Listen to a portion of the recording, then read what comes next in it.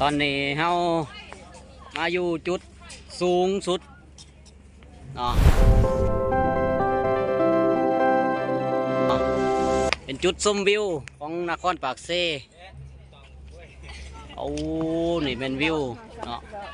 สวยงามหลายวิวนี่เป็นจุดที่ว่าชมวิวถ่ายรูปหลายคนมาเล่นมาเที่ยวก็จะมายืนถ่ายรูปอยู่จุดนี้เดี๋ยวเบิ่ง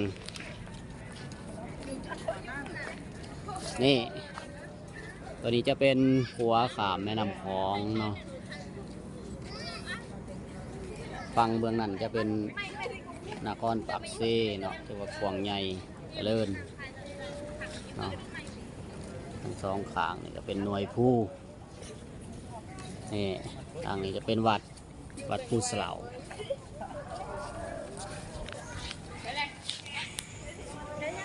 แน่เขาก็ได้มาหอด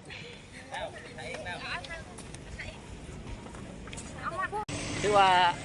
หลังจากเขาลงมาจากการกลับไหวแต่ก็มาทุกคนน่าจะเห็นเนาะในทั้งด้านหลังของพระใหญ่เนาะอยู่